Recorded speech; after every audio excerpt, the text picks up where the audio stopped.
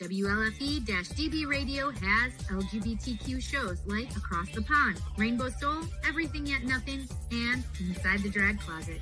Check out the schedule on WLFE-DB.com.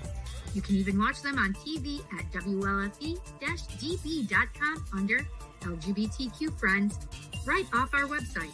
Again, it's WLFE-DB.com for your LGBTQ shows and more.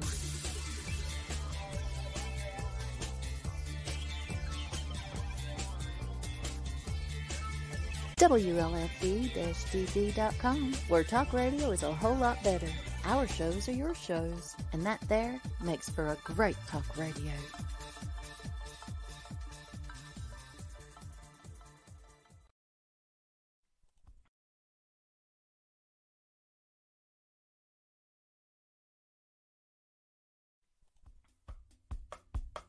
Welcome to Rainbow Soul, part of the WLFE-DB network, an explorative discussion about spirituality beyond mainstream religions.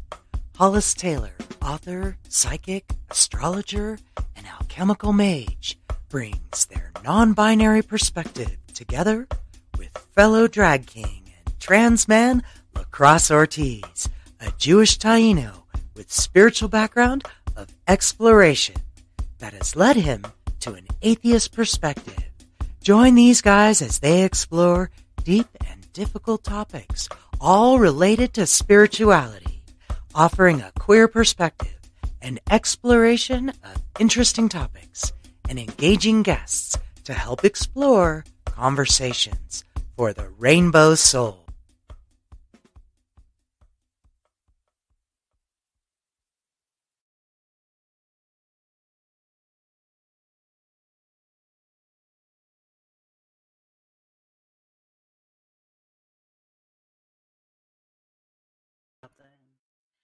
Hi there, everyone. Welcome. I'm so glad you're here.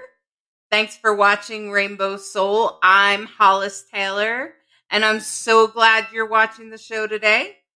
It is an exciting time, of course. Happy May Day, happy Beltane to all of you out there. The first of spring. This is a great holiday. We'll be talking about that today. So first things first is, I'm sorry, Lacrosse is not here. It's his birthday, so he's out doing something really fun, okay? So I'm glad that he's out having a great time, whatever he's doing. And while he's out doing that, I thought that I would have one of my favorite people in the world to join me as a co-host. And her name is Bright Hawk. And I am blessed enough to be in person with her. Hey! Hi, everybody. Partner. Happy Beltane. Great to be with you. So, first, I want to tell you that I'm an author, a witch, an alchemical mage, and I'm the author of this book, Divine Androgen, A Sacred Path for Gender Variant People, which is essentially a book about harvesting your most authentic self, using a variety of spiritual paths, exploring on your own. And this is my partner, Bright Hawk. And Bright Hawk, why don't you tell them who you are? Hi there. Well, I'm a storyteller and an author of the recently published The Dancing Hippo, which is a beautiful book. And we're going to be talking a lot tonight about a very special place that had a lot to do with the development of this book.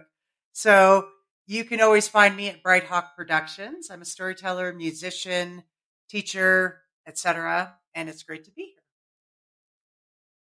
Well, thanks for being with me tonight, Bright Hawk. I appreciate it. Oh, we're going to have some fun. We have some great friends with us tonight.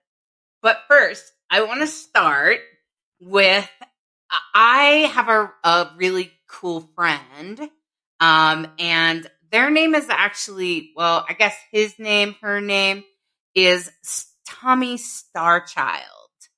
And they're actually a sister of perpetual indulgence. Now, if you don't know what a sister of perpetual indulgence is, well, I I'm going to suggest that you look it up. Okay. Because the sisters are fantabulous. And so I want to put up Sister Calivagalistic Expialidocious is her name. And this is her fairy Beltane blessing. On this blessed time of thinning veil, may we dance with life on this side and that. As the seed lives in underworld and over, it bridges the realm between seen and unseen. We dance the flame of the sacred well and rejoice as life renews. May the glow of the bale fire ignite the fire of your divine spirit. And may you walk in the steps of grace as life springs forth through thought, will, and deed. And that is from Tommy Starchild in 2015. So I want to thank Tommy for giving me permission to read that today. And the reason that I read that is because that is a reflection of what Beltane is to me. Because it is an honoring of a time on the other side. And the interesting thing about Beltane for me, I think, is that it is a time to connect with community. It has always been a community event to me. I've mostly celebrated it in community. And so it totally made sense for me to invite a community that I knew is really special at springtime. Like, they have a whole event, not just about Beltane, but it's called Rites of Spring. And they're called the Earth Spirit Community. And one of the reasons that I'm including them is because they are inclusive. I have witnessed it myself. You can go to the event and when they met in person, I assure you they always had things for LGBTQI people. All kinds of events, all kinds of things. And we'll talk about that today. So I'm hoping that you will learn about the Earth Spirit community. And the reason that Bright Hawk is a perfect person to have this conversation with is because she has been part of the community for 25 years. Yeah. So Beltane, to me, is a lot about community, about coming together. And the Earth Spirit community, I feel like, has a tradition going for sure.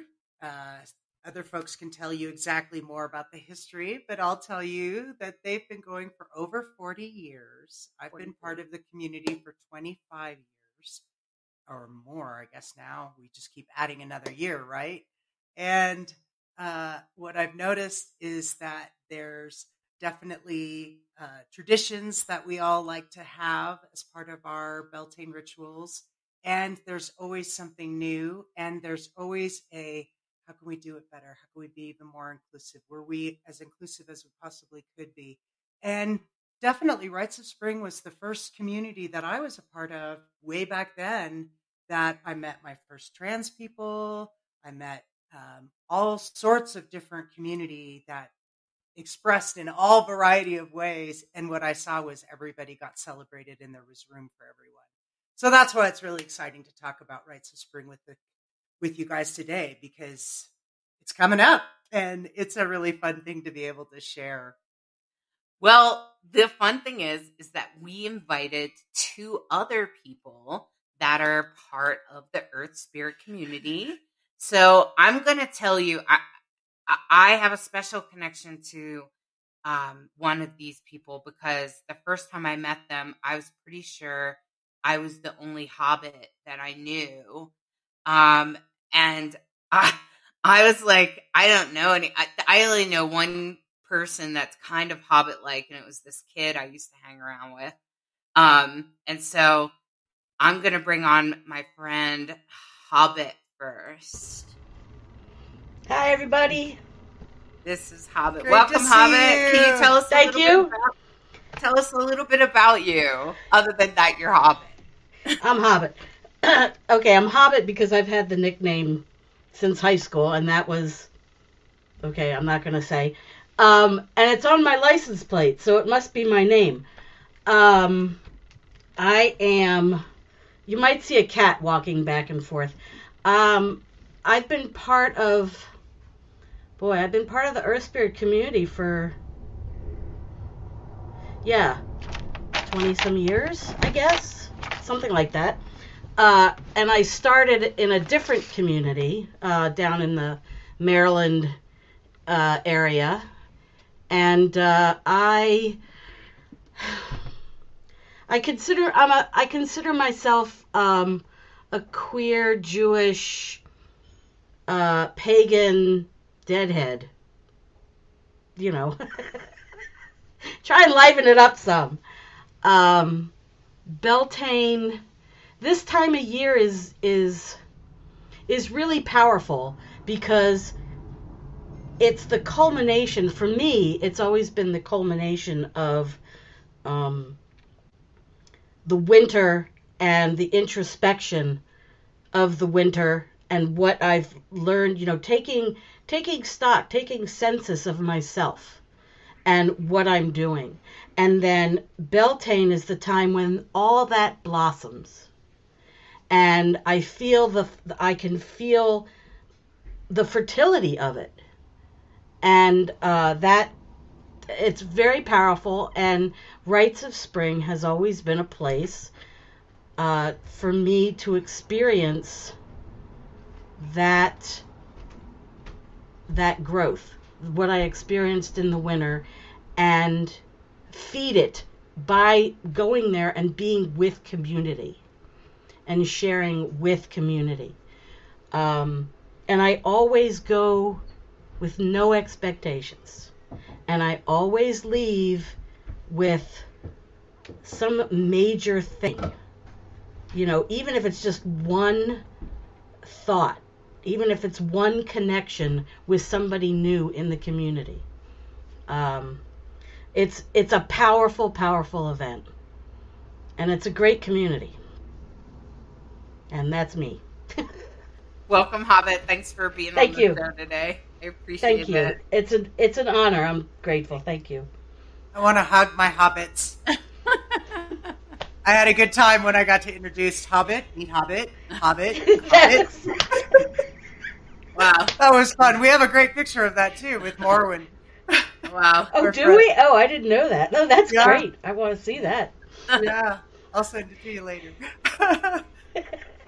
Now, one of the other things that I was fascinated by the Earth Spirit community that I thought, even after seeing festivals all over the country, that they did exceptionally well was made place for families. No matter what the family looked like, none of that matters. All matters is if you have a child, we want to help motherhood or fatherhood or parenthood in any way, fashion that comes through for you be a little bit easier.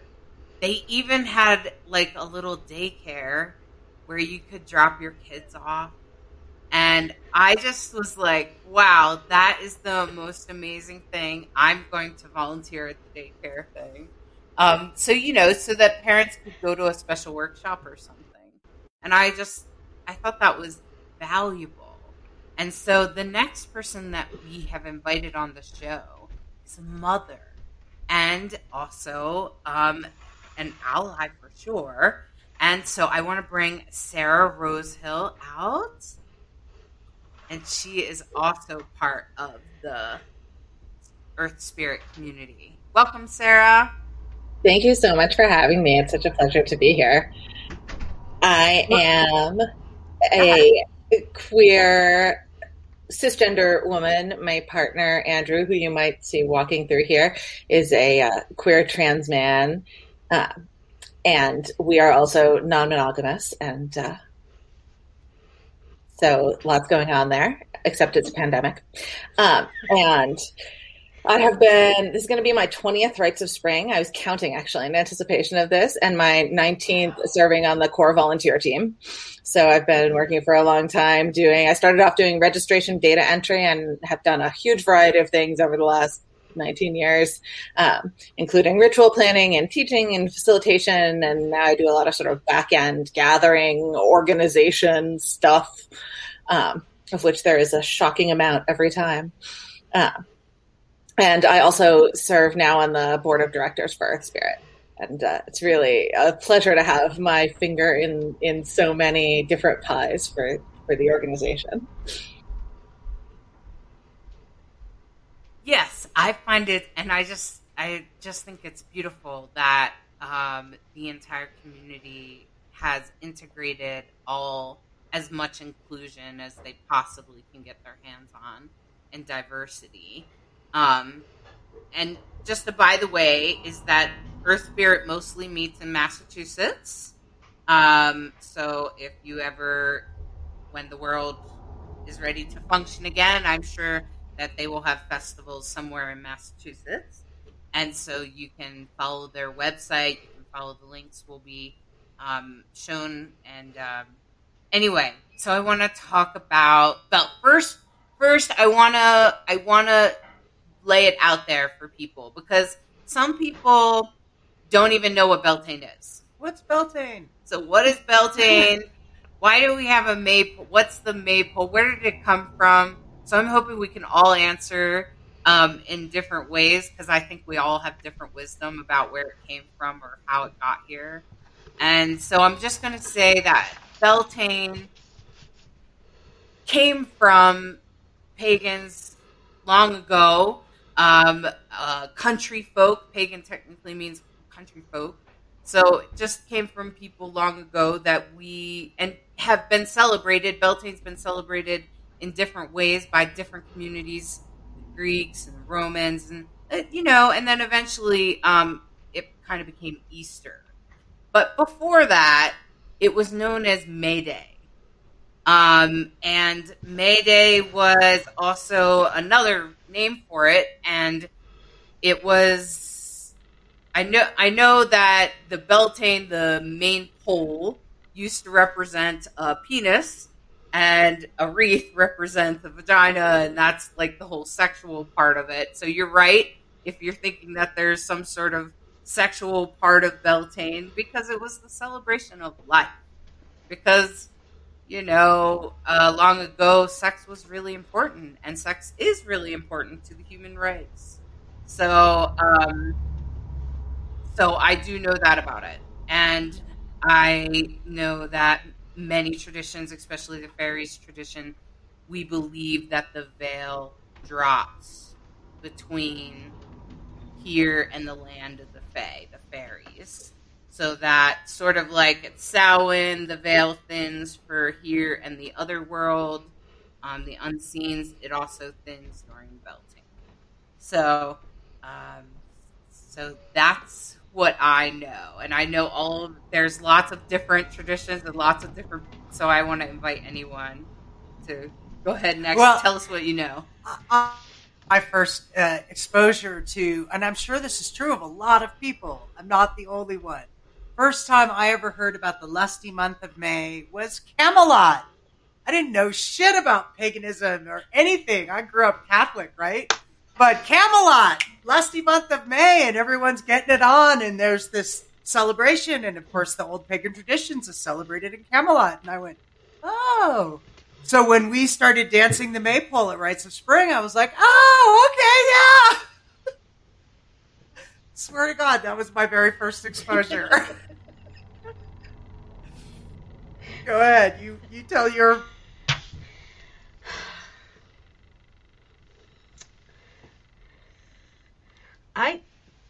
I don't know.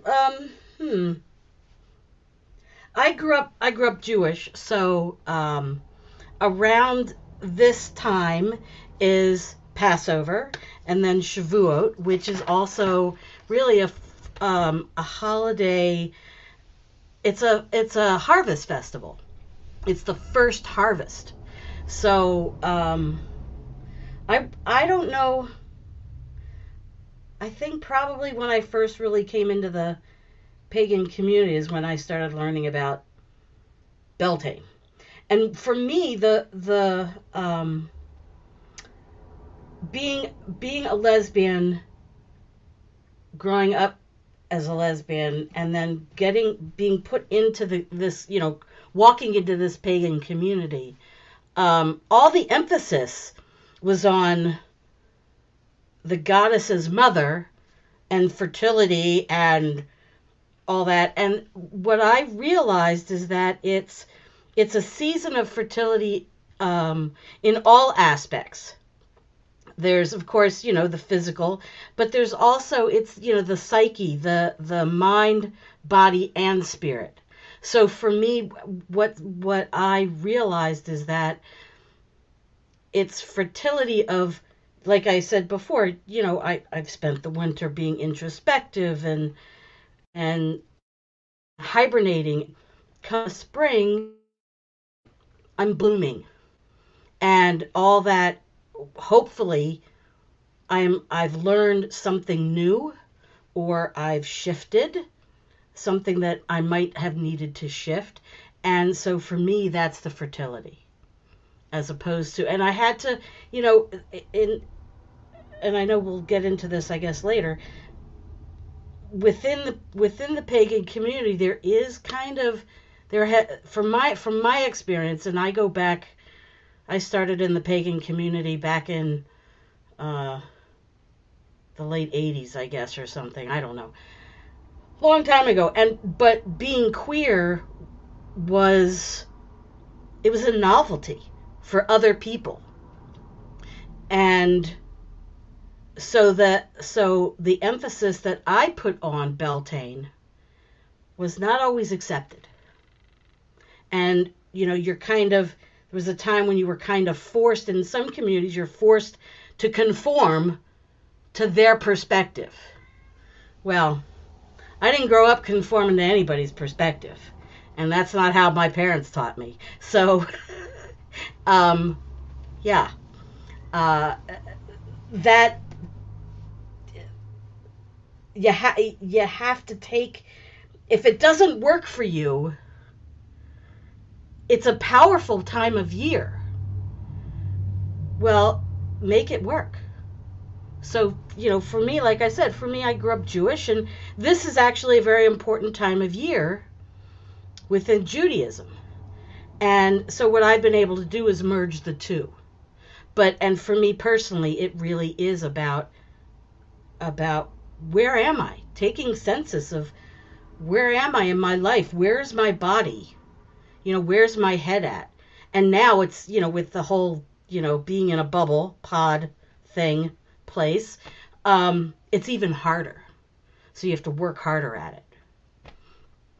But then we have community like this. So yeah, did that help? Yeah. There you go. Thank you, Hobbit. That was beautiful. Hey, Sarah, I'm sure you have some wisdom about where what Beltane is.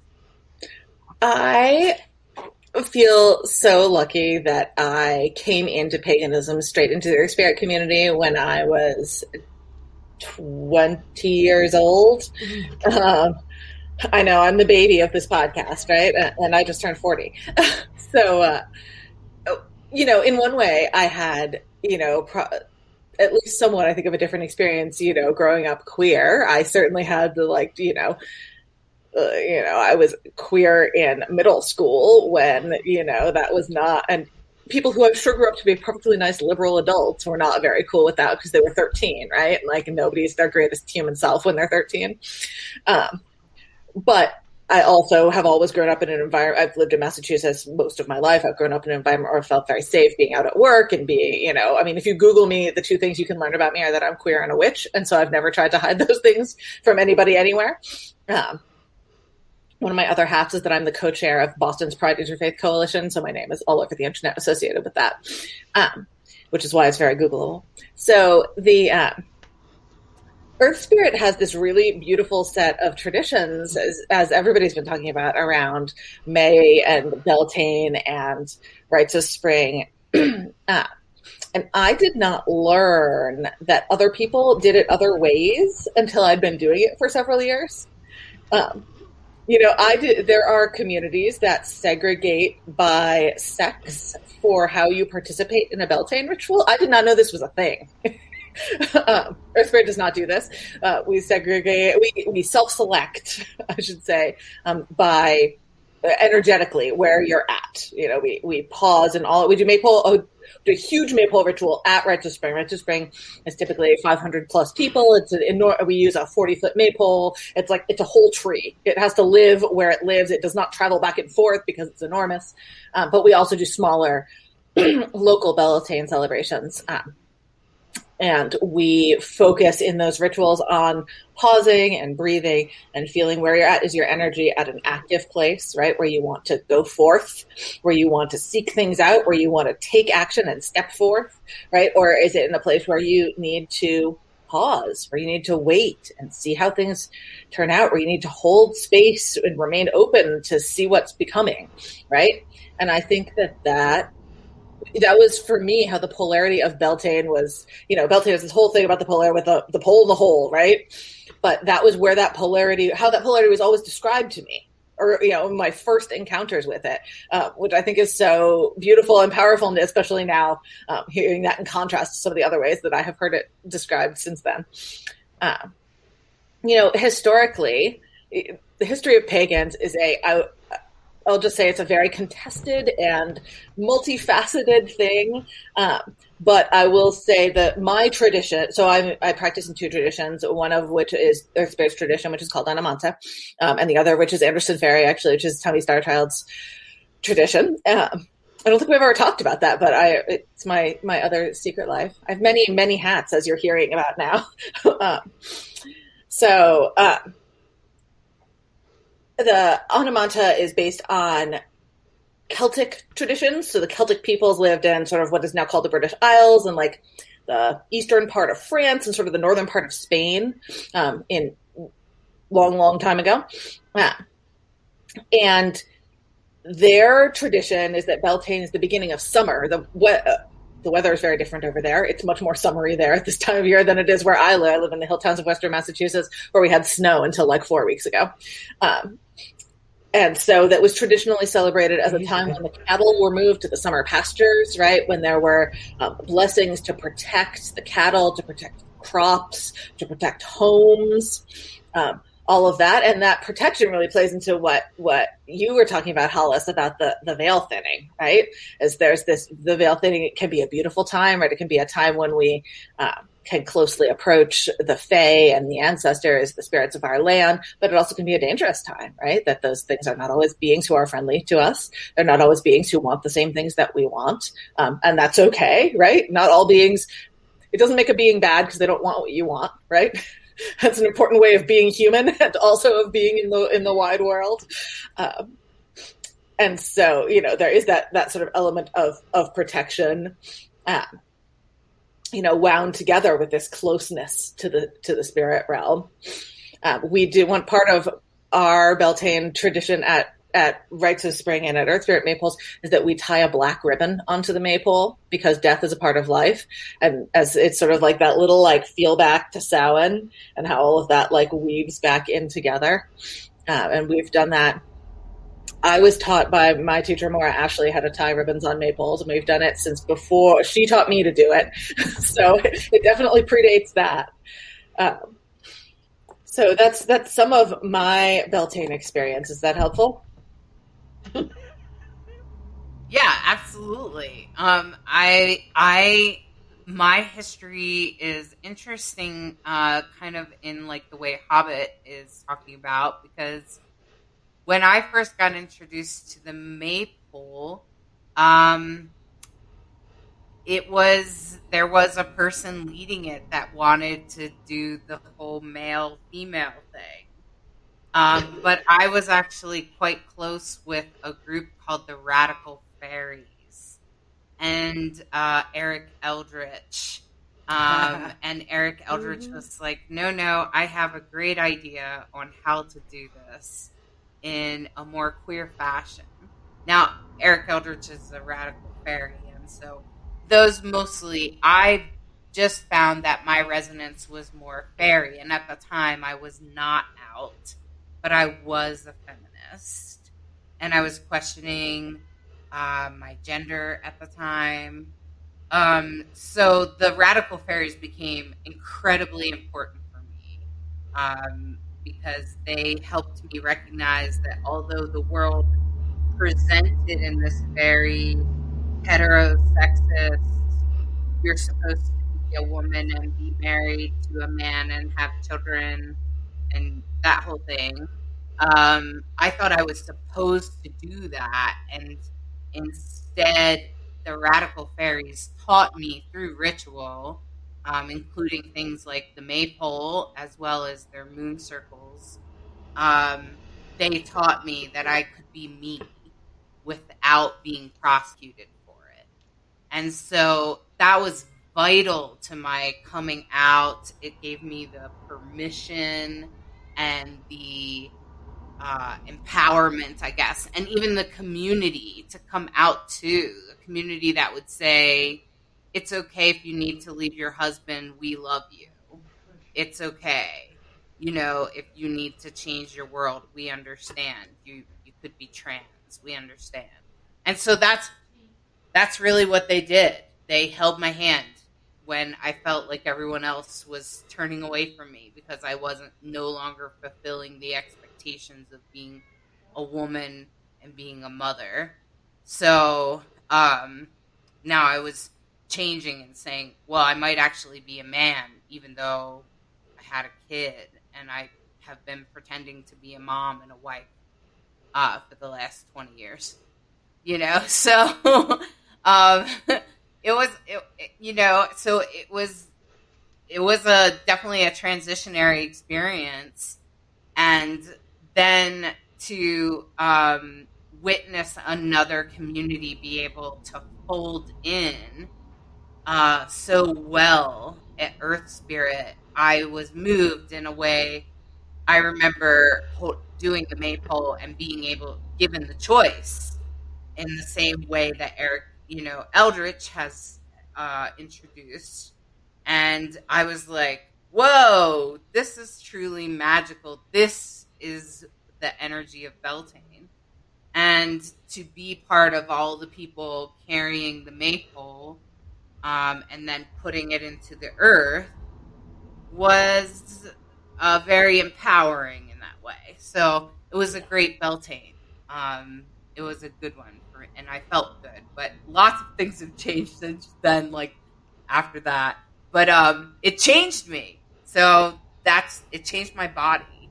So it was part of all of that. So anyway, I would just say that that's really powerful in that, like when we talk about being queer and celebrating Beltane, it can be a complicated, and it was more complicated, 25 years ago. It was even more complicated to celebrate Beltane and be queer. I remember being in the queer camp going, I can see why you guys are a little frustrated, because it's very heterosexist. Yeah. So I will say that Wicca does have a history of it, but I will say that most witches in many communities have already transitioned. I would say Earth Spirit is ahead of the game. Oh. I do think, though, it's still a very contested space. Like, I don't want to write that off. I'm somebody who's had a very charmed experience, right, where I have come up as an adult in this community that has always been very queer friendly and that has been, working its way through figuring out things like how do we do rites of passage for young adults first who are transgender and then who are gender nonconforming and, or who identify as non-binary and or agender or all of those spaces. And how do we make space for that? And I think it's been a privilege to watch the community work through all of that. And try to go, okay, well, this is what this person is telling us about who they are. So how do we build our ritual around that? Like they're telling us the truth about who they are. So, the one thing pagans are great at is writing new ritual. So we. I think that is a strength, but I do not want to disparage it. It is absolutely still very, very, very common to have straight gender splits in rituals, to have roles assigned by gender in rituals, to have these very narrow and unfortunate conceptions of, the goddess is only a mother and the god is only a virile force, and those are the only ways that we understand the sacred. And even coming, I started in Earth Spirit, and then I went to Anderson Ferry, which is like the world's queerest tradition. It's so like fundamentally queer, and it's the nature of its understanding. There, the fairy creation story is it's a goddess who is creative all by herself. There's no other force. Right? She, through an act of self-love, generates a rain of bright spirits, and that's the universe. It's a beautiful, beautiful story. And, those things are wonderful and powerful, and they're still subversive, even inside the pagan space, which is in general sort of a liberal and progressive type of place. The interesting thing about Earth Spirit, when they invited me, I was involved with a different community and a different festival site, where I did it. I experienced homophobia. I experienced anti-Semitism. And when I met them, one of the things, I was staff at this place, and they met me and they saw the work that I did, and they said, "Hey, Hobbit, when are you going to come to our festival?" The moment, from my very first minute in that community at Rites of Spring, I was accepted in. Everybody was just, it's like I was home, because while there definitely are people within any community that still have a little bit of a problem understanding where the diversity of the queer community and just the queer community in general, Earth Spirit and the leaders of Earth Spirit and they're there with open arms, and they want to understand. They want to learn, and it's not just the leaders. I am married to a trans man, and he was part of the community before he transitioned, and then he was away for a number of years. When he came back, and we're very open. He's very open. He's like, what do you want to know? We'll tell you anything. And there were people who had questions, who I would not have thought would like, can we ask? Yeah, sure, ask. These are some of like the real butch, like the Viking guys, like, hey, we're Norse, whatever. But these guys are like gentle, and they're like, Hobbit, can we ask about whatever? I'm like, yeah, whatever. What do you want to know? We'll tell you anything. But they reached out and they said, help us, teach us. We want to learn. And that is one of the special things about the Earth Spirit community. And is that people show up, and it's not like lots of other festivals where people show up to party. Well, yeah, there's partying, but there are workshops, and people show up to do spiritual work and community work with each other in whatever form that needs to take. So it's an amazing experience. And my background, I've been all my life lesbian, all my life. I'm married to a trans guy. Like, how did that happen? But my experience in the pagan community, apart from Earth Spirit, definitely had its problems. And again, it was not just homophobic. It wasn't just that people within that community were bi or whatever, which is fine. What do I care? But to them, it was a game. To me, it's not a game. This is my life. This is how I grew up. This is my spiritual path. And I have spent 60 years melding that spiritual path. And if they want, for them it's a game, no, it's not. I walk with the goddess. I walk with the God. I walk with divine spirit every moment. And the other thing was also, which was kind of was disappointing, was the anti-Semitism that I faced. Within Earth Spirit, they're like, what do you got? Teach us. So that's one of the things that I do, where I have done, is a workshop about the similarities between Judaism and earth-based traditions. And I have actually 2 workshops. I haven't done them in a while. I'm tweaking them. One's called Oy Vey, Who Knew? And the other one is called Turning the Wheel with Chutzpah. So, but Earth Spirit said, you got this stuff? Here, bring it to us. Do a workshop. But the community, I can't emphasize enough, despite challenges that are faced, the Earth Spirit community faces those challenges with an open heart and open arms. And they say, teach us. Yeah. Okay, I'm done. I think that's a great, I want to add to that. I think what you just said is brilliant. When I think about what community means to me and what healthy community means, right? Because community can mean a lot of things, and it can be triggering for some people. It can be isolating for some people. And there's a quote that I love that is, the greatest good you can do for another is not reveal to him your gifts, but to reveal to them their own. And I love that quote because that's what healthy community does. That's what a good teacher does. That's what a good friend does.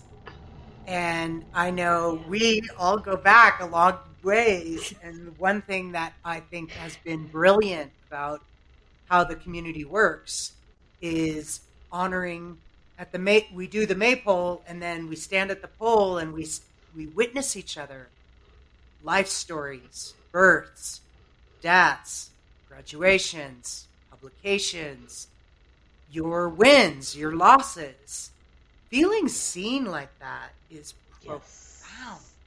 And I felt it. I've witnessed it so many times.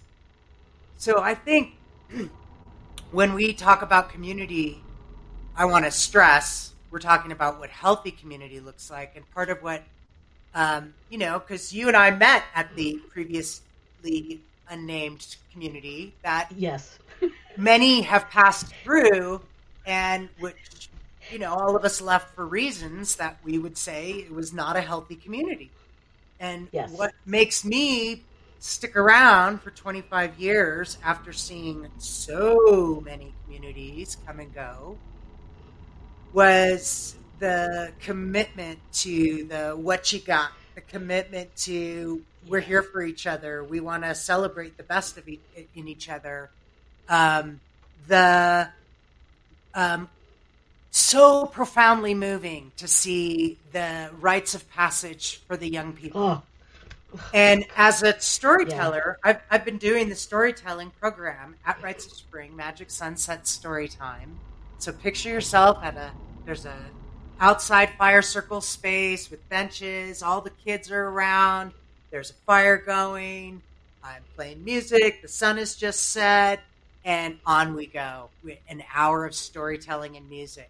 And I literally have the privilege of getting to see everyone become a little kid in front of me, which is why I've always said my shows are for children of all ages. I get to watch the 70-year-old become 6. And, and it's a great thing. 25 years, I'm on my third generation of kids, right? And each group has taught me over and over about being a storyteller. And so I guess 5 or 6 years ago, I started paying attention to, you know what? Every child should be able to see themselves in every character in my stories. What if I made all of the characters gender neutral to the extent that it was possible? And kids loved that. And the feedback that I got and the response was amazing. And in fact, it is what led to the Dancing Hippo being completely gender neutral book. That why do things have to be gendered when you're 5 years old and you're talking about African animals? Why can't it just be an animal? And making it a gender neutral environment felt like it made it safer for everyone. And in fact, it did. I noticed that as the kids age, they still keep coming. So the 20-somethings are still hanging out, and the teens are now looking after the little ones. And, you know, to me, that's healthy community when you have kids that are teaching kids and everyone taking care of each other. And I feel like part of our human experience is needing a sense of belonging. And there's a difference between being accepted and having to change yourself so that you can fit in. And I believe that Rites of Spring has really tried to do their level best. No community is perfect, but they really try to do their best to make it possible for everyone to find a way to plug in and find a way for them to feel like, yeah, I'm home. This works. I feel seen, you know? And, you know, how do you do that for each other? That's a beautiful thing. I feel like, wow, you guys have figured some stuff out. So that to me has been huge. And I agree with you. It's about tending to all the generations, from the very young to the very old, and having a place for everyone at the table, seen or unseen. Yeah. I think one of my favorite things that's happened with Rites of Spring in the last few years before this COVID thing was the drag show. And for me, it's great because then you're bringing in a whole different set of queers. You know, I love drag since the moment I tried it, and apparently I was a drag king when I was 8 because I tried to do Stevie Wonder for my mom. And so I don't know. I've always been a little bit of a performer anyway, and you know, to be able to bring that form of magic even to the community was a lot of fun, and to see other people's drag personas, because it's always, drag is such a reflection of who we are, and as a queer, it's so like, it's like a huge piece of the queer community, because it's like the queer art. It is the art that is queer in itself, like in its manifestation. And it has been with the GLBTQ community, even in Stonewall. If it wasn't for a drag queen, Stonewall would have never happened. So we would have never gotten our rights. Yeah.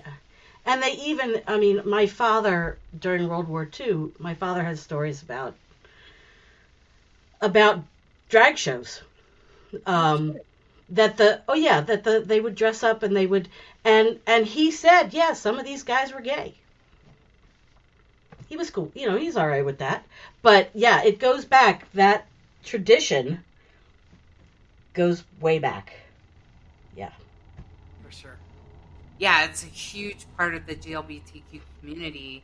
Really so have Earth Spirit say, oh yeah, we can have a drag show too. And that was so much fun. We had a dance party. We had a total queer, we turned the little cabin into a queer club. I mean, it really was. I felt like I was in a in a, gay nightclub after a drag show. So, and it's so much fun to be able to even have allies come into that space, people that have never really explored that space, and then even like folding in the community where it felt like everyone could be part of it. And that feels really good to me. I like it when as many people are included as possible, because then that helps me feel like it's fair. So, and I guess being a queer non-binary person, that's one of my things. And coming from the same community that you guys went into, 10 years prior than I did, I came right behind you, did the same mistake, and going, okay, that's not good. We can't be doing things like that. And instead, years later, getting into more of the Earth Spirit community, I started going, oh, okay, so it is possible. It is possible. Okay, well, good. That's a relief. And then just trying to fold myself into it.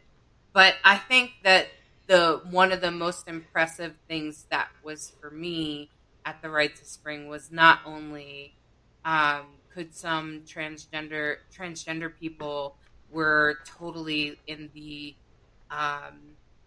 coming of age thing that is done, that if a person is gender variant of any kind, they kind of try to help the young person experience that. And that's a really important thing for me. And I think you were talking about that, Sarah. You probably know even more than I do. But I do know that they get to sort of design their own coming of age thing, which I kind of am like, I might want to do that.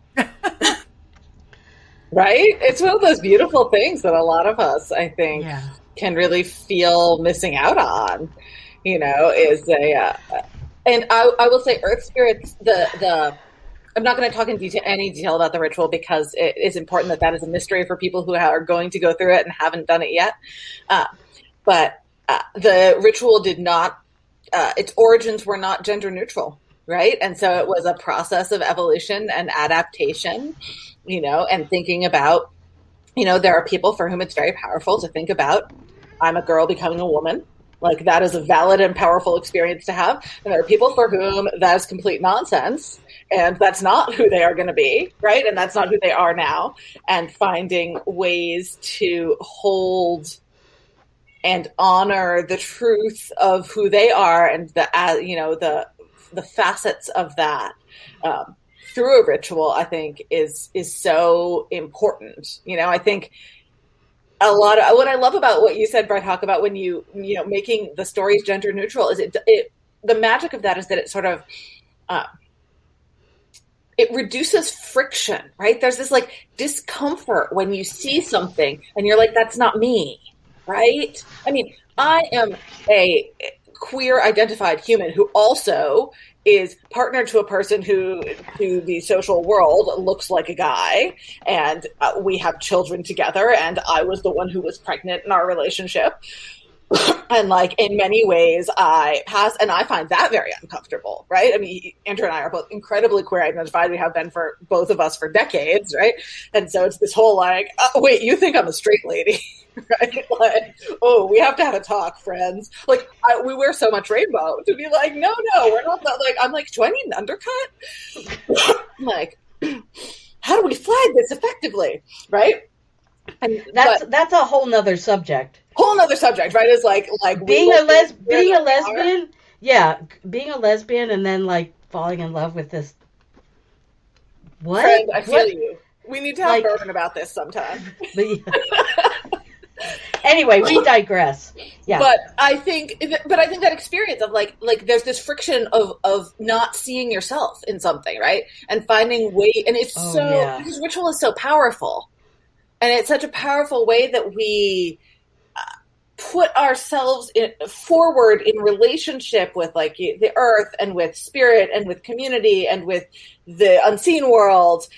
It's really important that you not experience that, right? That there not be energy being diverted to like, this isn't where I am, like, that friction, right? And to find a way to make a ritual like a maple that is affirming of everybody, or like a rite of passage that is affirming of everybody, where you can have that experience without having your energy diverted into trying to like figure out how your peg and the shape of the ritual are gonna like. Yeah. Yeah, well put. I agree. And it totally reminds me of how uncomfortable Catholic Church used to be at a certain point where you were constantly having to dismiss things so you wouldn't be triggered, right? At least for me. And I get what you're saying, and I think that's part of why we took the time to talk about this was I pass as one of those people. I understand the uncomfortable when you're with somebody who doesn't pass. And when we were on tour for 5 years, we would be in a state and Hollis would walk in ahead of me and into a convenience store or gas station thing while we're, gassing up while we're on the road. And certain states, we started to pay attention and like, okay, Hollis, let me go in first and see what the situation is. Just make sure it's safe for you, because that's a legitimate concern in places like Wyoming. That we have to think about it at all is a big deal.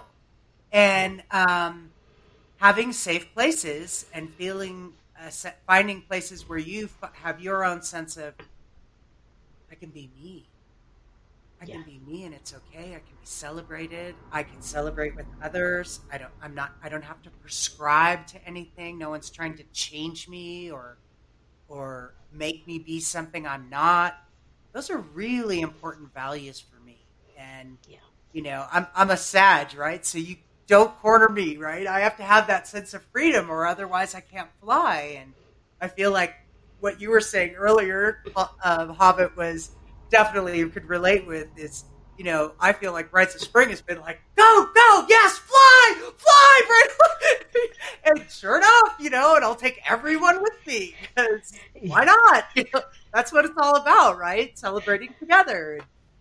The updraft we have when we're together. And I think I have so much respect for the solitary practitioner, the solitary witch, the person who really works their craft. Because I just, again, as a social being, ritual to me is about coming together. And I get doing solitary ritual. I respect it a lot. But I'm so grateful to have places where I feel like the amplification of whatever it is that you're praying for, that you're, my intention is always, may I be of service for the greatest good of all, right? So, whatever intention you're holding, and certainly spring is that time when we are planting our seeds, planting our intentions, making our plans, seeing what's coming forth. And I totally agree with you. Times have changed and we're all in different parts of the world. We're going to get more snow tomorrow. So I'm like, wow, first harvest with the Jewish holiday.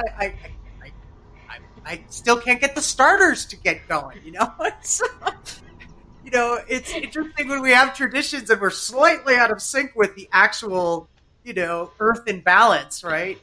Earth doing exactly what it needs to be doing. Anyway.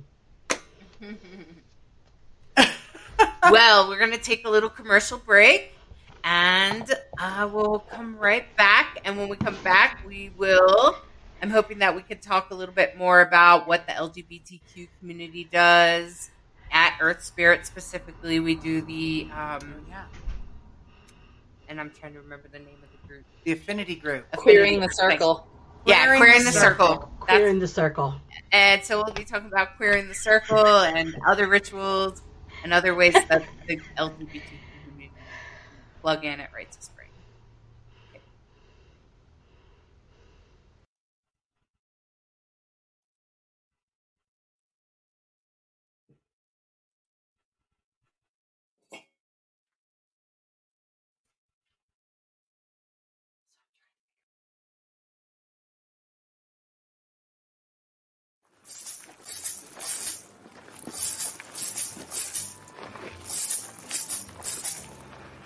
time of growth, a time of celebration, a time of re-emergence. We gather for our 43rd year to celebrate the sacred earth and the turning of the seasons. This Rites of Spring will be held online from May 26th through the 31st and will feature over 50 workshops, dozens of rituals, musical performances, and many opportunities to connect and share with others. Virtual gatherings offer a unique opportunity for featured presenters to attend from all over the world. We're excited to announce that we'll have programs from Starhawk, Inya Trincuniene, Dolores Ashcroft-Nowicki, Byron Ballard, and Andres Corbin-Arthen, as well as many other notable Earth Spirit community members. This past year has been difficult for everyone, but our community quickly moved events online and helped us stay connected. Since last March, we've offered 3 multi-day online gatherings and over 20 additional virtual events. Throughout the year, our attendees have found that our rituals have helped them connect to their land at home. The ritual process that Earth Spirit put together connected me to the place where I live far more in a couple of hours than I had been connected in the previous 4 years. Paganism is connecting with the land where you are, and where I am as a city and connecting with the land here is really interesting and rich. Being online has allowed people from all over the world to attend events. People aren't always able to come from distance or health issues or family or work issues, time, money, and I've enjoyed this growing community. Newcomers have been able to feel the depth of our rituals, even in a virtual setting. Twilight this year, my first Twilight being online, I'm still having insights from that, even months and months later. People got real FaceTime. If they just came to Rites of Spring in person, they may have just been lost in the crowd. We found ways to use online tools to help us connect in real and meaningful community interactions. Each and every event that Earth Spirit has pulled together has been, how do we do it with these tools and these technologies? And how do we make people have the closest possible experience to if we were together through these tools and these technologies?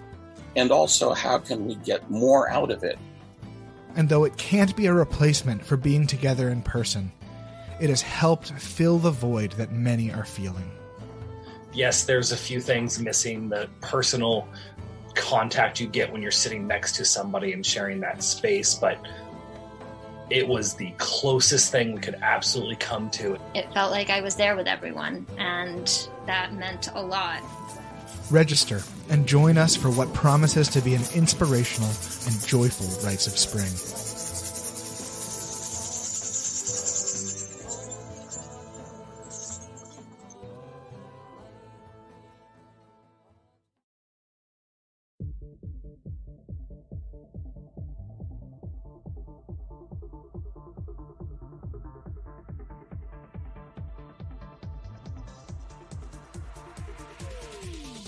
WLFE-DB Radio has LGBTQ shows like Across the Pond, Rainbow Soul, Everything Yet Nothing, and Inside the Drag Closet.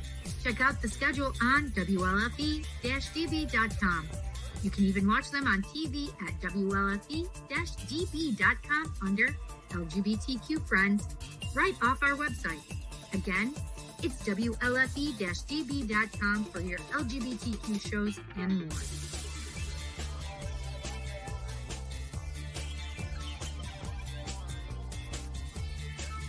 WLFE-DB.com, where talk radio is a whole lot better. Our shows are your shows, and that there makes for a great talk radio.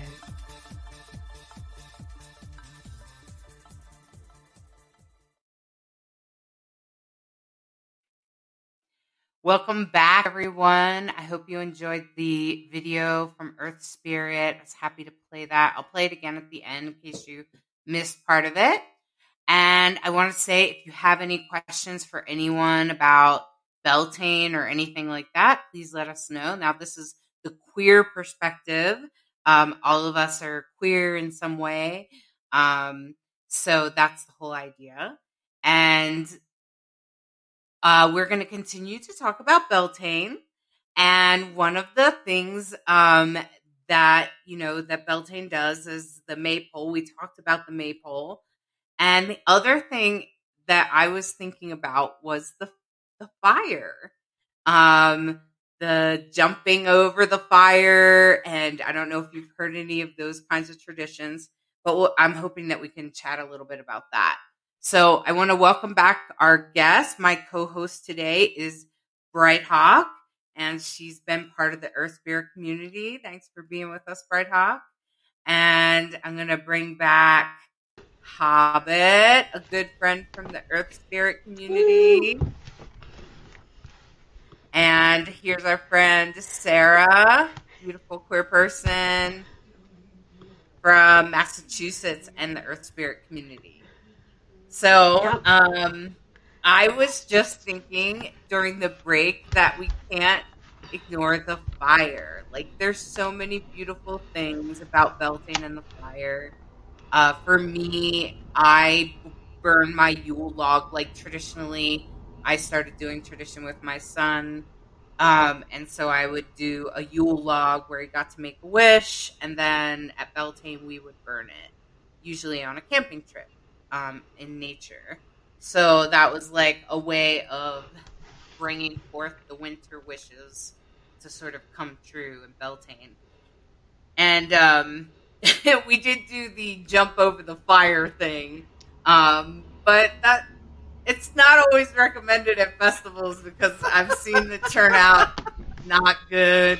And so we don't know, but the fire is still a big part of Beltane. And I'm sure all of us have a story or an experience around the fire.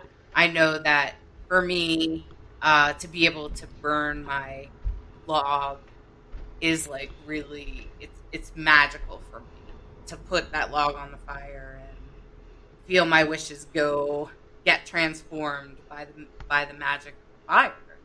And when you've been sitting on something all winter long, it's easy to really put all of your energy into a Yule log if you center it in your space, if you're able to do that. But I find that really magical, and that's like my favorite part of the fire in Beltane. Okay, so I got to jump in here because I got to say the fire at Rites of Spring. Okay, so for those of you who have never been, picture yourself at a big, beautiful lake in New England. And we have gathered on one side of the lake where everyone is coming together for an opening circle, an opening ritual where we can literally are coming from all the directions, acknowledging all the directions, acknowledging that everyone has come from somewhere, and that is the beginning of the lighting of the fires of Rites of Spring. And we do everything from, I've seen small fires that get jumped. We do fire spinning. I did that one year. And of course, there's plenty of drumming, which, that's part of my job too. So if you can imagine beautiful fires on the beach, everybody down by the beach, and then they light torches and hundreds of people process through the woods, through under the moon, howling as they go, all the way around the lake. Does anybody know how long that is? What, a good mile and a half, maybe? It's roughly a mile. I should know. It's about a mile and a half. Yeah. You've driven it so many times, right? And dancing I'm and the driver. Singing and torch fire, and it's unbelievable. The first time you ever do it, that procession is unbelievable because you don't know what's going on. You're in the dark. You're in the woods. You're just following a bunch of people. The song isn't very hard, so you're singing your heart out, And then you arrive, you take a turn in the woods, and you go down this little tiny path that leads you down a little narrow, like a bottle, like a bottle lake, and then it opens up into this beautiful fire circle space that has been lovingly prepared, and everyone fills the circle in a matter of seconds and minutes, I suppose, really. And it's the most profound thing of everyone singing together, the fire's going, the dancing's happening, people are sweating, they're laughing, they're crying, they're testifying, they're, bringing it. And wow, it forever changed me. I'd never experienced anything like it. I became completely obsessed, immersed, taken, and as far as I'm concerned, when I think about what is my magical work, that is my work. That is my job. I'm here to do the work for the greatest good of all. Put me to work, Spirit. I'm here for you, And that feeling in community with all of us being in that spirit, we're here to serve and celebrate together. Yeah. There is something about dancing all night. Yeah, so I'm a big fan. And part of what I thought was profound was, when we first started doing this 25 years ago, there were certain people with us who liked to go all night long, and we would go all night long until the sun was rising. And there's a lot going on at Rites of Spring. There's a lot of different rituals, workshops, and like you said, people are there to do their spiritual work. It's not about a party scene. And people like me, that's where I do my spiritual work, is at the fire, for sure. So there was definitely different times, different emphasis. And for many years, we did it a certain way. And then there started to not be enough energy to hold it in the same way that it had been held. And so it was like, okay, how do we want to handle this now? And so I was always impressed with, this is a living tradition. Let's pay attention to what the community needs are. And so there started to be a change in what the schedule was. Instead of it being every single night, because there were so many things going on, making it a really special night. Every other night, whatever needs to work its way out. But that fire, that community, praying together, dancing together, sweating together. Oh, there is an alchemical process. That's the word I'm looking for. There is an alchemical process. And it can be trusted, and it is reliable, and it will never look the same way twice.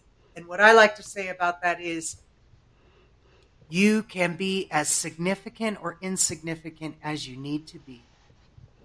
It is there for you. Whatever it is that you need to work on, the fire will hold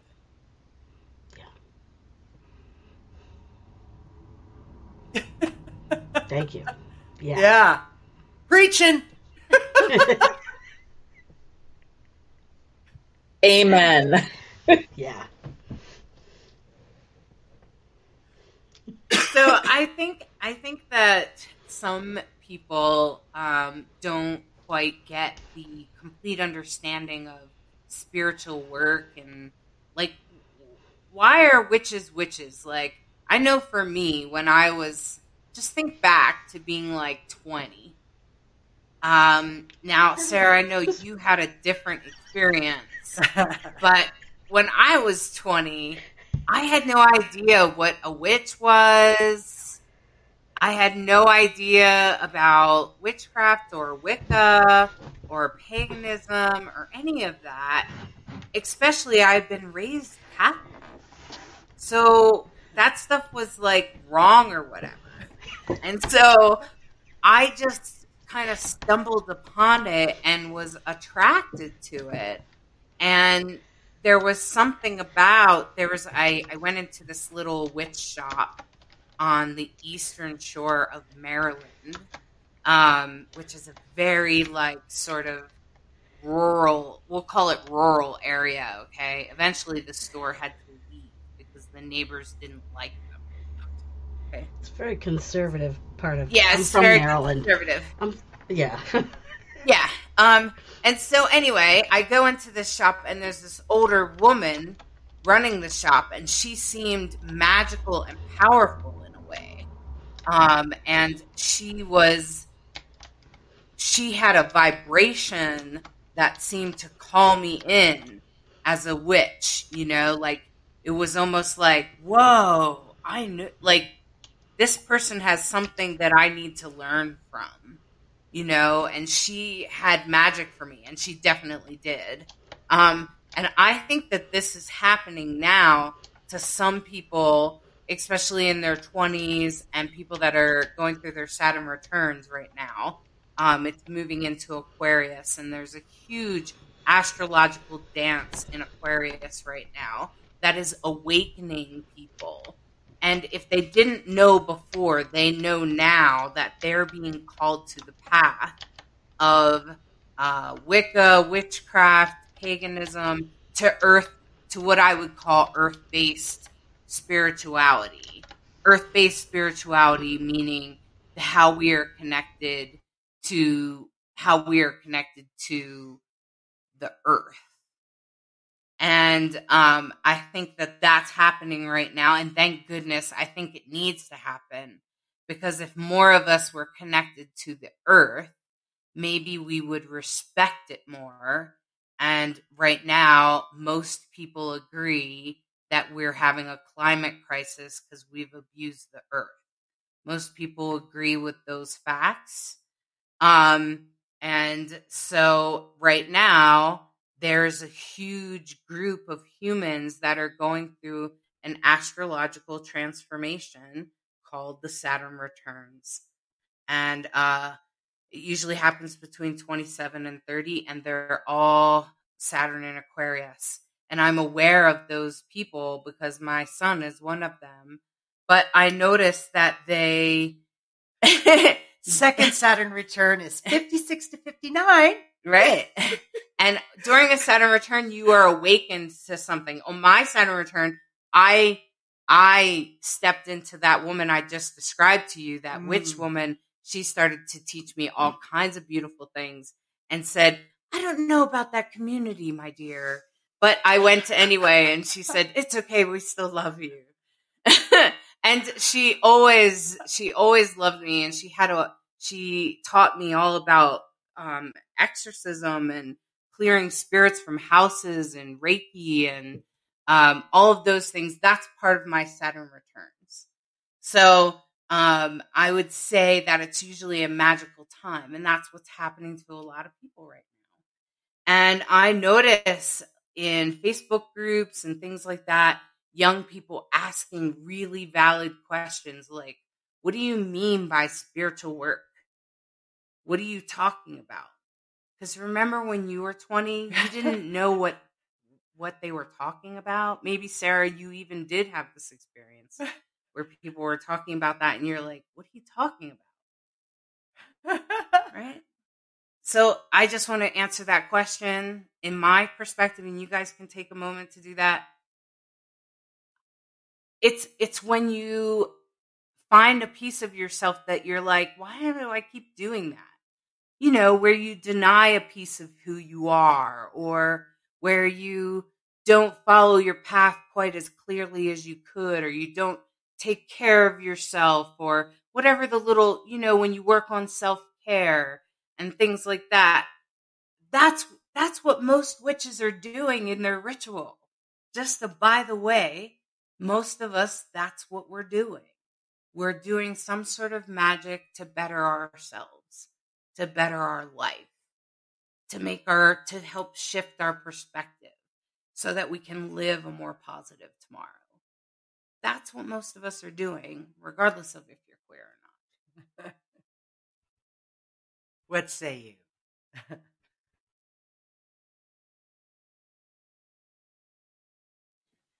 So go ahead, Sarah. I'll give that a try. I think for me, I was watching Hobbit to see she looked like she was thinking deep thoughts, but we'll hear them in a minute. I think I would differentiate, for my experience, between pagans and witches. This is not everybody's experience, but I would say certainly there are, two kind of worlds within the earth-centered traditions. I would say, for me, I use the word pagan a lot to describe communities, to describe community-based practice, to describe celebratory aspects, seasonal rituals, all of those sorts of things.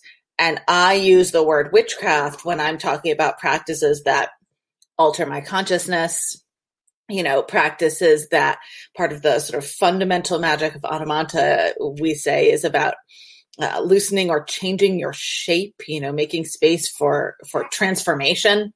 And those kinds of sort of more, sometimes they're called esoteric practices, things like that. Oh, hi. My 1-month-old is my tiny supervisor today and every day since he has been born, because he cannot be more than, 3 feet from my body at any moment. So, for me, a lot of the power of paganism is, things we've talked about it here about connect, I think earth spirit community, those 3 words are not, I think, accidents, that we have this connection to earth, to spirit, and to each other. Right. And that those are all, for me, tremendously powerful things that have this huge ability, I think, to heal the world, when we are able to connect with each other, just like you were saying, Hollis, to connect with ourselves first, more fully, more completely, to see all of who we are. Right. And to honor that and to make space for, the parts of us that are maybe not pretty. I think that's one of the great strengths of paganism, is that it's not all, sunshine, that there's shadows, and that's okay. Then we're able to connect more authentically and completely with each other and with the earth. And I think that those are things, the failure of those connections is a lot of what underlies what doesn't work in our world. And I think that those are all very powerful things. For me, the reasons to be a witch are different reasons.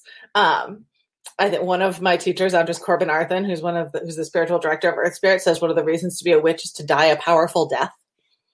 And that has always been something that really resonated for me. Fairy uses some different terminology around it, but I think that there are, in Castaneda, these are called witchcraft rationales, and they're not, they're a completely different kettle of fish, as it were. And I think both of those practices, for me, I would say I'm both. I'm a pagan and a witch, and both those practices are really powerful.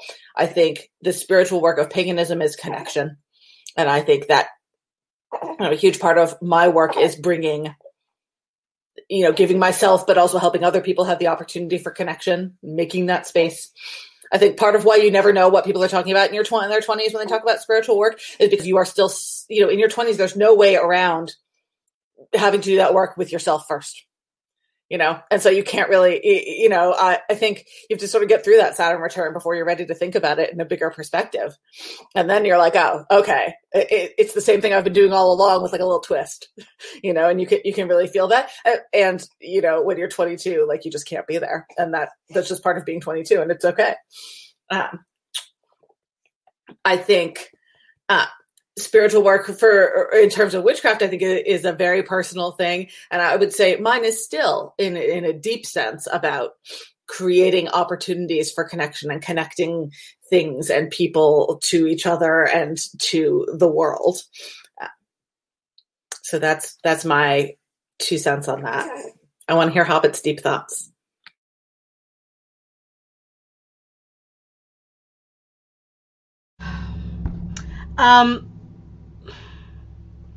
Boy, that's a lot. I was thinking about, while everybody was talking, my path.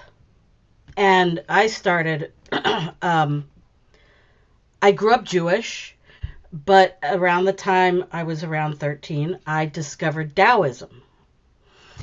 And at the time, Judaism was being taught to me in such a way that I couldn't connect. It didn't resonate.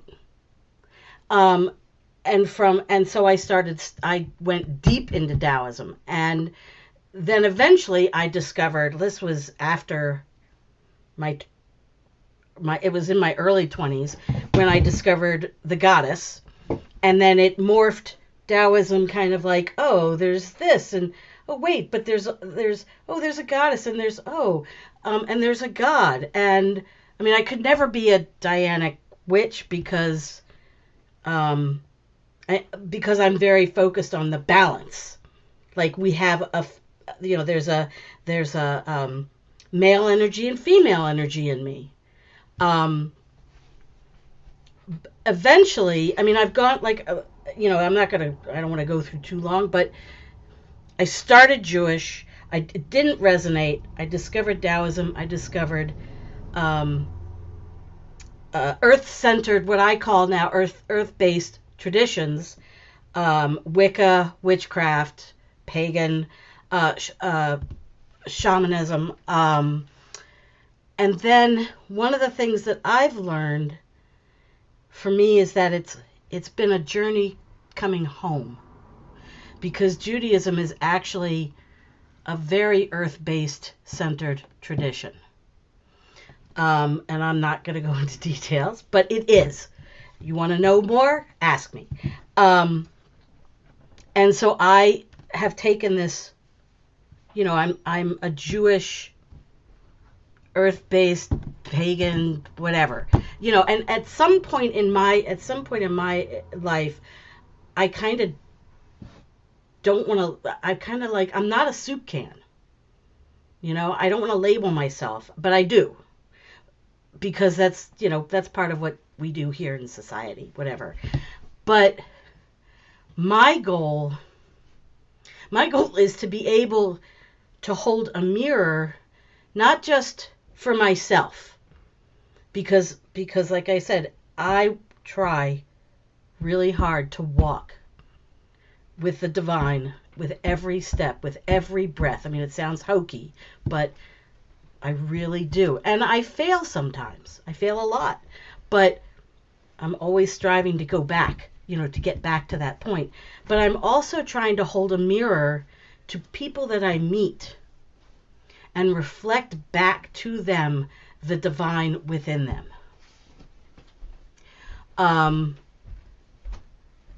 And again, I'm going to bring it back around sort of to the Earth Spirit community. They're open for that. They want, there's a place for that there. And as I said before, in some other places, there was no, I had to, I was being asked to conform. I don't want to conform. I need to, what resonates with me. And when I was 20, I don't really remember much. But I do remember, that I was very focused on walking in a way in a Taoist path. And then eventually I discovered the earth-based pagan community. Did that answer it? Was that like way too much tangent? I love your stories. I don't care. I just think you're great. So there you go. My path to spirituality, I have to say, really began with a almost life-ending car accident.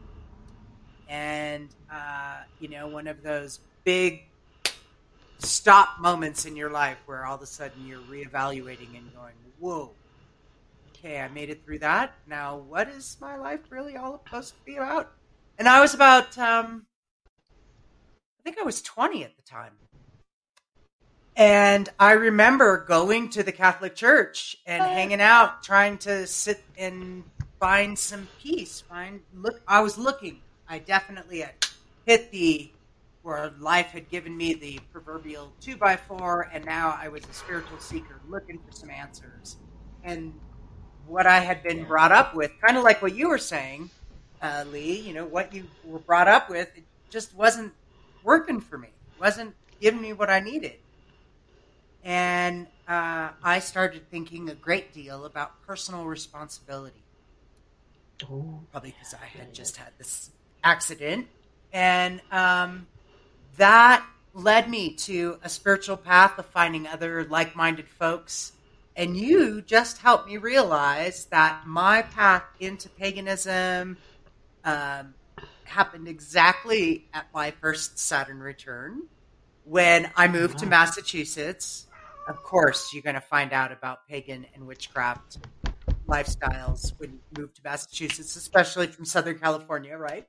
I want to know. And I would definitely say that, life has different moments where you get tested and there's reevaluation moments, and we've all had them, whether it's a car accident or surviving cancer or fill in the blank. What's your story? Those are the moments where I think that's when we go deep, when we're looking for tools and we're looking for, anyone else been through this? Anyone else just feel my pain for a minute?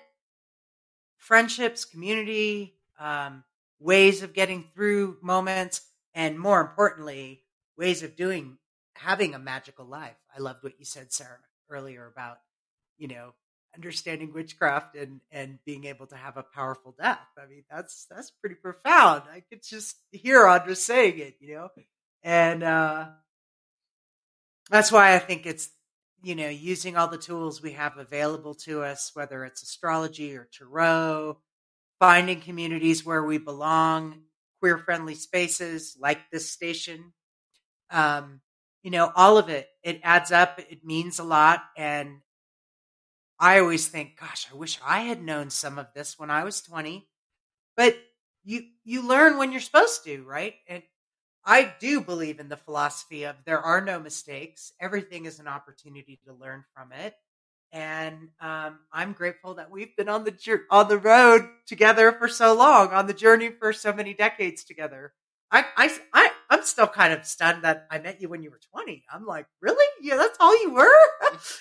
You're timeless in my book. So I always, you always know when you feel like you've connected with tribe, when you've felt that connection with your other fellow rainbow souls, when, there's that sense of, okay, I might be meeting you for the first time in this lifetime, but so glad we reconnected, because I definitely feel like as souls, many of us have danced together many times. So that's a beautiful part of this journey we're on together. Well, I want to say that there's people, I want to say hi to a couple of people right now who are chatting in the room. Cool. Sandy Griffin. I just want to say hello back to you, Sandy. Glad you're here. Sandy's usually tunes into the show. And hi, Dallas. We appreciate you watching the show today. And a shout out to Ted. He's part of our WLFE family and is part of what makes this community work. And so I just want to say a shout out to all of those wonderful, fabulous people. And if you have any questions or any things that you want to hear us talk about, just let us know. We're going to finish up here in just a little bit. I did want to talk about the affinity groups. I did bring it up before the break. So I just want to let you know what affinity groups are, because I thought that it was ingenious part of the community, because I felt like it gave everybody an opportunity to plug in no matter what. So what the affinity group is, I think I have it right, is that like after the middle of the day meal, everybody would kind of come together depending on what community you wanted to be part of that year, or even that meal, I suppose. And it could be about all kinds of things, but of course one of them was LGBTQIA community. And of course I was like, oh my God, fabulous. There's gotta be fabulous people in there, because I feel like I have to tap into queers to feel connected. And that's just my experience. I feel better when I'm surrounded by people that are queer, or at least I can trust that they're allies. But there's also other affinity groups too. I think there's parents or something like that, and people over 50 or something like that. And I think even a sober group, like people that are in 12-step programs. And I think that that's fabulous. I'm sure there's more you guys could add what they are, but I thought that being able, like, going to an event that you don't know that many people can be hard, and it can be kind of awkward, and I don't know, it can social anxiety for LGBTQ people is real, and that can be even make the anxiety even more. And so I just thought that it was a great way to bring us together and to know that you were in safe space. Just to know, to see that available right away, then you already know you're in safe space. And that helps. And I think that the affinity groups, even if you didn't want to stay part, like if you decided you did enough LGBTQ stuff, but now you wanted to go hang out with the people, over 50 or whatever, you could. And I thought that was, I don't know, I just thought it was beautiful. So I just wanted to bring that up. And essentially it is a group that I think we meet like 3 times during the event. And I don't know if they're doing that in the live event, but, or in the virtual event. We are. Okay, great. So you guys can tell us about it. So the virtual event is, we're actually doing sort of the same thing. It's coming right after lunch, I think, in the schedule, and groups are meeting there. We do facilitated affinity groups, which I think is actually part of the strength of how it works, is that there's somebody with a plan. And for years, Hobbit was part of the founding team facilitating Queering the Circle, which it was a phenomenal amount of work. I have many jobs at Rites of Spring, and I always work really hard to poke my head in there at least and be like, hello, I work on the Rites of Spring staff, and I'm super queer, and you should come to me if I can help you with the thing. But they, Hobbit and Jariel in the early days and other folks since then have really done the heavy lifting on the front of figuring out what to approach and of bringing such amazing content in terms of like understanding, thinking about queer spirituality and thinking about paganism from a queer perspective, and really bringing that to a group of people that. One of the things I love about that affinity group is that we've had a ton of young people participating.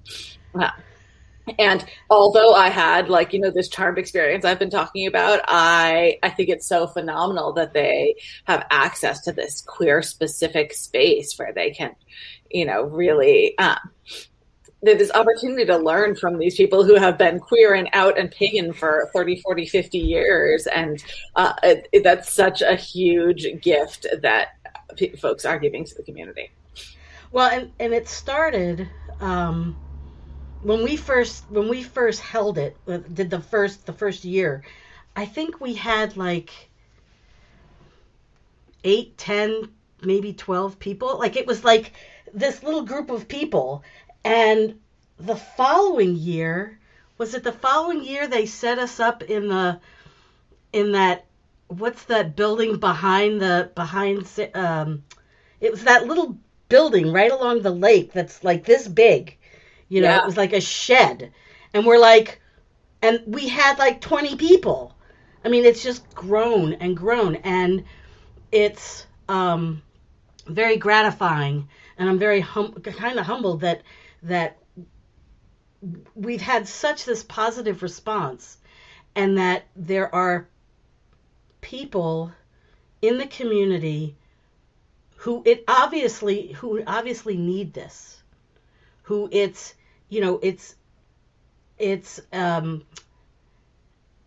a safe place to explore, to learn, and to be at home, and it's like, what? You mean I'm accepted? And it really has, I mean, it's huge. We've got, I think the last time we all got together, must have been 30, 40 people. So it's an honor to have been part of the beginning process of that. And one of the things that's interesting for me, being an old lady, is that I'm learning about the queer community. I've learned about gender fluidity. Is that the right word? Yeah. I've learned things that, I used to go to the bars in DC when I was, early 20s, and that's where I met my first transgender person, my first drag people, whatever. But there's terminology, and there's this, the binary thing and all that. I didn't know any of this. So attending the affinity group, everybody that attends it has taught me. And I still don't understand half of it, but I'm like, oh, okay, huh. So it's a give and take, and we're all like, sharing our experiences. And I just sit back and I'm like, what? Like, what's that? I have to go into a dictionary. What is that? What's that word? But it's been a real, it's been an honor. And when we were that year when they put us in that little, it was the boathouse, not the boathouse, back behind Sarah Cooper. It's Erie. Oh, it's the pump station. It's the pump station, and it's literally like the size of a closet. And I went to the, producers, whatever. I went to the folks and I said, we need a bigger space. And they found us a bigger space, which was great. Whew. Because we could not all fit into this. We'd be sitting on top of each other, which, that'd be okay. But yeah, so the community responded. The allies responded. What else could you, call it? Can I tell a great story about the affinity group? Please. So one of the things I vividly read, this is from one of the first 2 years of it. You probably remember this too. So one of the other affinity groups is called Brotherhood of the Stag and Wolf, and it is an amazing group exploring masculinity. And as somebody who is raising sons, I am very grateful for its existence in the world, because they are really committed to a non-toxic understanding of what it means to be a man. Mm-hmm. There are some, they do phenomenal, they do bystander things, and they're really phenomenal humans. And there was a case came up where somebody who was very newly out as transgender was interested in attending. This person had a very fluid presentation, right? Was sometimes wearing ball gowns and sometimes wearing chaps. And they were just we don't know what the right thing to do is. Yeah. Right? This was probably more than 10 years ago at this point, right? So this was all much newer to the community, I think, than it is now. I think now there's much clearer sort of ethos around it. It was before all of the big throwdowns in the pagan community about Dianic turfs and all of that. It was sort of cutting edge, right? Yeah. And one of the things that happened was that the leader of that affinity group came to the queer affinity group and said, talk to me about this. Yeah. Help me understand. I need more information about how to think about this. Yeah. And I think that was such a beautiful example of the queer community being able to be a resource, because there were 15 queers in one spot. And it was a real tense conversation, to be honest, right? I mean, that's hard. It was very difficult. It was very challenging. But I think it went overall. I mean, everybody was open to learning. Correct. Right. And everybody was being help us. Yeah. Let's guide each other along this process to make it better, to grow, not just the individual, not just the individuals running the affinity or, in the affinity group, but the community. Help us to understand. And they came to a really beautiful place about it. And they got there in a way that wasn't, the community organizers having to throw it out and be like, well, we're inclusive and people's self-identification is, in fact, the gold standard. And that's what we're going to go with, my friends. Right? Yeah. Which, sometimes you got to do that. But I think that when people can come to it a different way and it doesn't feel like a hammer, right? It feels like, I went to these people, I heard their experience. That changed my perspective. I feel like that's powerful. Yeah. Yeah. I really agree. And I also think that part of what it feels like to me, and I'm not part of the council that, there's so many people that are working behind the scenes to make it happen in a good way. And I think that's part of what also makes it super high functioning, is because you have a lot of folks involved. But it's also, I feel like, part of the guiding principle, and I think this is true about life, that is helpful, is stopping and saying, what's important? What's important right now? And when we answer that in an honest way of what's important, that people feel loved, that they feel included, that they feel seen, that we're taking care of the community, that we're holding safe space, that people can express their needs, intentions, honesty, whatever it is, what's important. And when we do that, when we slow down enough to think collectively about, well, the most important thing here is not such and such rule or we did it, we've always done it this way, whatever it is, when we stop and say, what's important? Yeah. We can come with clarity and really do the right thing, I think. And I love that we're a community that listens and seeks to understand. And isn't that what we all seek to do as human beings? Living at a high level. Seeking to understand, seeking to be of service in a good way. This has been a fun conversation. I'm called to add. I need to add something about that. Is brilliant. Yes, absolutely. And you sparked this thought. One of the things that, when I said earlier, I was raised Jewish, and what I was being taught at the time did not resonate. What I have learned, and it's not a branch, there's just teachings that are now out there, basically. And one of the things that I've learned is that it is our responsibility as Jews, and this is, for me, this is also the same as, for pagans or witches or, whatever, earth-based traditions. It is our responsibility to interpret, to not modify, but interpret our traditions, our beliefs for our times. So, for example, in Judaism, there's the Torah, which is read every Saturday, and whatever, and there's commentary that is written about each individual section of the Torah. I thought that shit is set in stone. Ooh, sorry. That is set in stone, and you can't change it. Well, I come to find out that one of the reasons we read the same portion the same week, every year, every Saturday, is because we can reinterpret it for ourselves or for the community each time.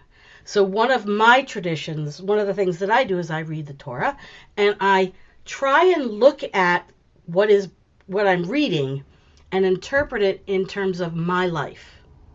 And I keep journals on it. And I can look back 3, 4, 5 years ago and say, oh, where was I during this particular portion? So it's our responsibility to adapt to our times and to continue to bring in, the necessary, like, we're focused on climate change. We have to be focused on, what are the rituals, and not just, sage and candles, but actually recycling, actually taking an old pair of jeans and turning it into paper, repurposing things. It's not just, it's not just light and candles and whatever, but it's actually taking action. Yeah. Thank you. Yeah, I Thank feel you like for your time. I feel like taking action is one of my biggest values. Um, I like to see community taking action as a whole, and I also like to see individuals taking action. And I definitely met some really magical, amazing people at Rites of Spring, like Orion Foxwood, who is a fabulous, amazing queer. I would definitely call him an elder if you're willing to talk. Some people are uncomfortable with the elder thing, but I'm not. I think being an elder just means that they got a lot of experience, and I'd like to celebrate it. So it doesn't mean we have to do it the way they did it. It just means that we can learn from them because we're smart humans. And so I feel like, um, Orion's meeting people like Orion has been a blessing from Earth Spirit. So I hope you guys got to know us a little bit and enjoyed the show today. I want to say that Sandy Griffin, wanted to say that I think she was honoring your beautiful baby there. And Sandy is a great person that likes to watch our show. And she also said that my Sunday is complete when I watch Rainbow Soul. It's taught me to be a better all around human, which I'm like, well then, fabulous, Sandy, because you just made the whole day worthwhile. Because that's what it's all about. If we can help each other be a better version of ourselves, or influence each other, or awaken each other, well, haven't we done something really sweet? And I also want to say that my friend Penny Goody, want to give her a little shout out. Another amazing elder. And I think by listening to the show, some people can learn, especially if they're open to it, and learn about what it feels like to be queer and magical. So I want to do a little tarot reading. Ooh, you're in for a treat. For everyone here today and everyone watching, and even those of you that are watching at home, even if you're watching the recorded version of this message is still for you. So, I'm using the Pride deck. Love is love. And here we go. I'm just going to set them out here. And I'm so glad that I'm already excited about this reading. First of all, it's one of my favorite cards. It's called the Page of Pentacles. And if you look at this person, I appreciate that not every character in this deck is perfectly what we would call Hollywood shaped. This person is normally shaped in my world. There's a lot of people that look like this. So I think that's beautiful, and to be a reflection of ourselves. And the Page of Pentacles is about the gifts that we have gotten, that we've received in the past, that we have the small gifts that we've given. So there's been some gifts that you've received. All of us have received things, even during this time where we've had to be separated and social distance. We've all found new gifts, like Earth Spirit has found that they get to have people from all over the world. And I love that we get to plug in and meet people and I get to do Rainbow Soul, right? So there's a lot of beautiful gifts that you've received in this time. Don't forget about those. And the right now is the 10 of Swords, which is also an amazing, beautiful card. And it's a beautiful soul, but you can see that what's tearing her heart apart. And this is about what's right now. So allow those things to come forward, whatever is challenging you right now emotionally, or whatever's keeping you back or disconnected. Let that go and know that we all have different, ways of expressing ourselves, and we all have shadows. We all have things about us that have to go, that are keeping us from being our better selves. So whatever that is, embrace it. Know it's there. Know we all have it. Try not to beat yourself up about it. Reach out. There are beautiful ways to reach out to me or to other people. And in the future, temperance, balance. This beautiful, what I would call an androgynous looking person pouring fluid into a cup and with the rainbow behind them. And to me, this card is all about balance and the having a little bit of both and balancing things. So in the future, in the coming days, and between now and the next time we chat, the next Rainbow Soul, you can count on trying to find some balance, that there will be balance in your life. Look for that balance and celebrate it. Bring it into your world. You have to welcome it into your world. And that's how it all works. So I just want to say, hope you appreciate that. And if you ever, I do professional tarot readings at my website at divineandrogen.com. And we are going to say goodbye. And hold on. I think I'm like featured or something. Yeah. Remove exit solo. All right. So I want to thank you, Hobbit, and thank you, Sarah. Thank you for coming today and being here. And thank you so much for having us. Yeah, very grateful. It's been an honor. Thank you. And thank you, Bright Hawk, for being my co-host. Yes. What a perfect co-host. Pleasure, as always. So that we could explore community and Beltane.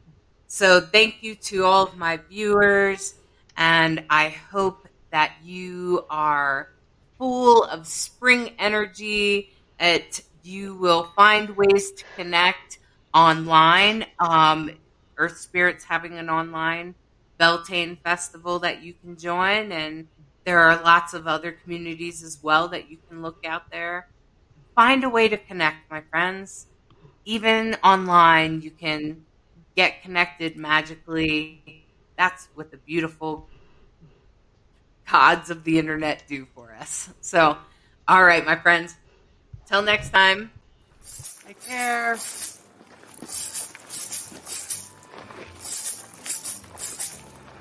A time of growth. A time of celebration, a time of re-emergence.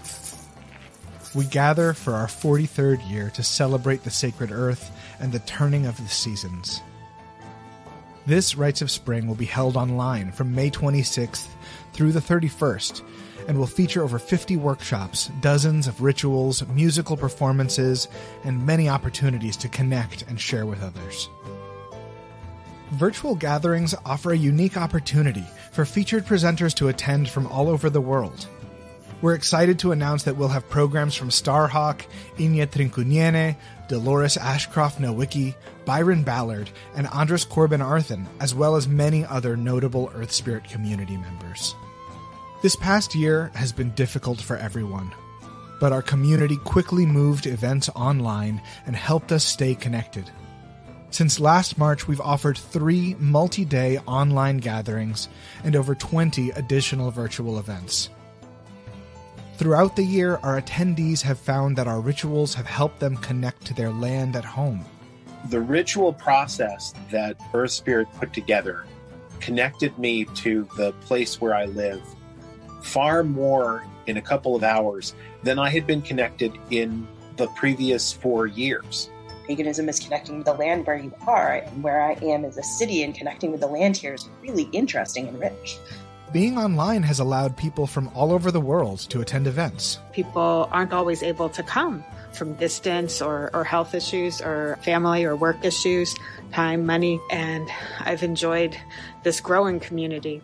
Newcomers have been able to feel the depth of our rituals, even in a virtual setting. Twilight this year, my first Twilight being online, I'm still having insights from that even months and months later. People got real FaceTime. If they just came to Rites of Spring in person, they may have just been lost in the crowd.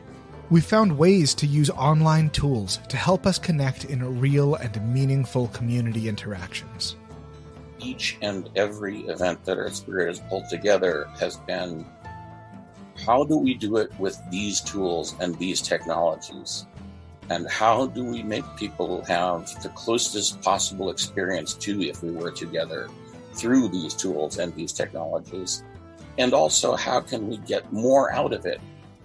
And though it can't be a replacement for being together in person, it has helped fill the void that many are feeling. Yes, there's a few things missing, the personal contact you get when you're sitting next to somebody and sharing that space, but it was the closest thing we could absolutely come to. It felt like I was there with everyone, and that meant a lot.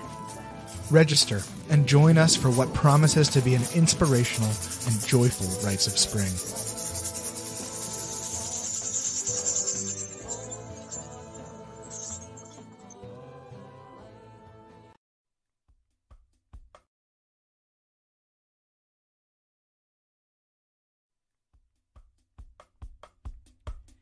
Thank you for watching Rainbow Soul, part of the WLFE DB Network, a queer perspective on spirituality beyond religion. We appreciate you sharing the show on your timeline, follow us on social media of your choice, and join our Facebook group, Rainbow Soul. We want to hear from you. Share your topic ideas for Hollis and Lacrosse, explore upcoming shows and interesting guests. The Rainbow Soul Facebook group, where we build community of questioning seekers. Rainbow Soul, where spirituality is our medicine.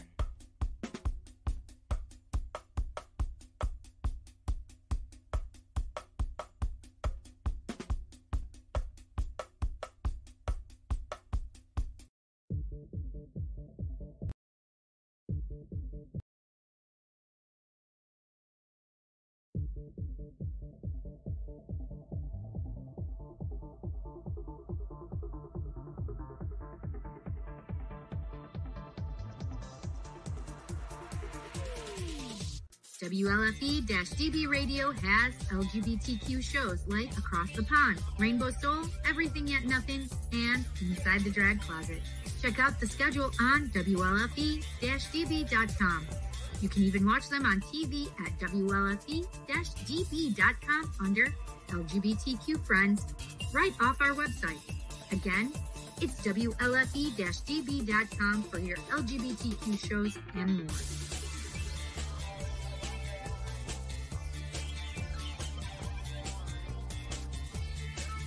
WLFE-DB.com, where talk radio is a whole lot better. Our shows are your shows, and that there makes for a great talk radio.